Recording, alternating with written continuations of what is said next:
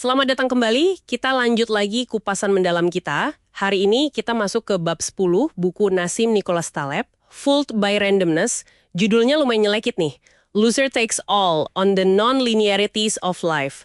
Jadi sumber kita, ya kutipan-kutipan kunci dari bab ini, misinya apa? Kita mau coba bongkar kenapa hidup itu seringnya terasa nggak adil, tapi nggak adilnya tuh ekstrim gitu. Bukan sekadar, oh lagi apes. Tapi gimana keuntungan kecil atau ya ampun sekedar beruntung dikit aja bisa jadi hasilnya beda jauh banget sama yang lain. Kayak, kok bisa sih ada yang suksesnya nggak masuk akal? Nah, bab ini punya jawaban yang agak menantang. Betul sekali. Intinya itu ya sistem di sekitar kita, entah itu pasar, karir, bahkan fenomena alam, itu seringnya non-linear. Maksudnya hubungan sebab akibatnya itu nggak lurus, nggak proporsional. Jadi perbedaan dikit aja di awal, yang mungkin kita anggap sepele. Tahu-tahu bisa jadi bola salju raksasa. Ini sering bikin kita bingung, soalnya kita kan biasanya mikir, ya kalau A jadi B, kalau 2A ya jadi 2B, linear gitu. Iya, benar. Nah, Taleb itu mulai pakai analogi tumpukan pasir.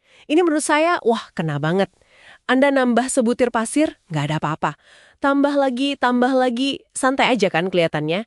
Terus tiba-tiba, satu butir terakhir itu, pruk, runtuh semua. Anehnya, yang disalahin sering butir terakhir itu doang. Nah, analogi itu emang pas banget buat nangkep esensi non-linearitas. Inputnya kecil, cuma sebutir pasir, tapi responsnya bisa masif, longsor gitu.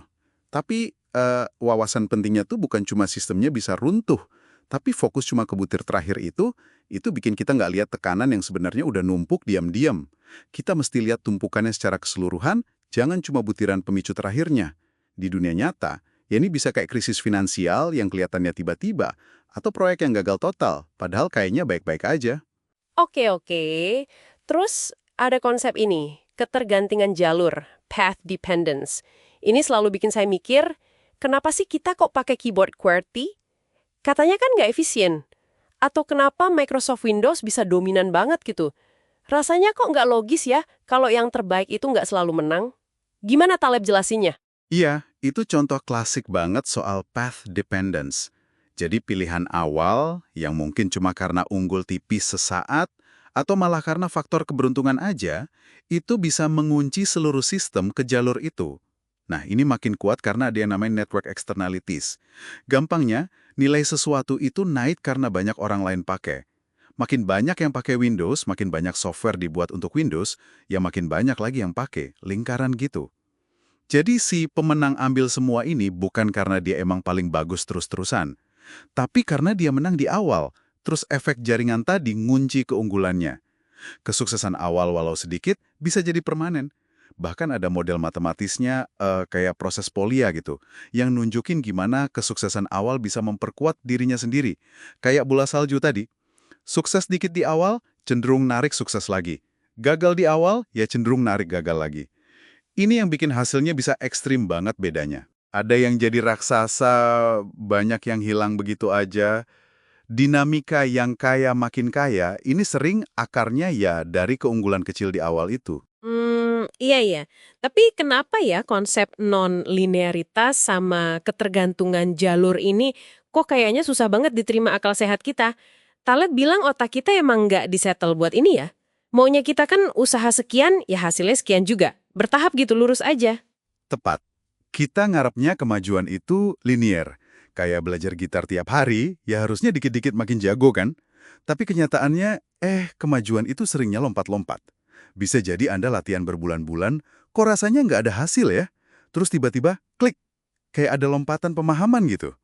Nah, ketidakcocokan antara harapan linear kita sama realitas non-linear ini yang bikin kita gampang frustrasi. Atau malah nyerah. Padahal mungkin udah deket banget sama lompatan itu. Wah, menarik. Tapi ada sisi positifnya juga ya dari ketidakpastian ini. Taleb nyinggung soal paradoks keledai buridan. Ada keledai, sama laparnya sama hausnya. Terus dia berdiri persis di tengah-tengah antara makanan sama air. Karena bingung mau milih yang mana dulu, dia malah bisa mati di tempat. Ironis banget. Nah, disitulah kadang sedikit keacakan atau randomness bisa jadi penyelamat. Cukup kasih dorongan dikit aja ke salah satu arah, entah ke makanan atau air, keledainya selamat. Artinya apa? Ya, kadang-kadang sedikit gangguan acak itu malah bantu kita keluar dari kelumpuhan. Mungkin karena terlalu banyak pilihan bagus, atau terlalu fokus optimasi sampai nggak bisa gerak. Jadi keacakan itu bisa mecah kebuntuan yang justru diciptakan oleh rasionalitas kita sendiri. Oke, jadi kalau kita tarik benang merahnya nih, bab 10 ini kayak pengingat keras ya. Hasil dalam hidup itu seringnya nggak sebanding lurus sama usaha atau kualitas awal. Keunggulan kecil atau keberuntungan di momen krusial atau momentum awal itu bisa berlipat ganda jadi sukses besar atau malah gagal total. Gara-gara sifat non-linear sistem di sekitar kita ini. Iya, betul.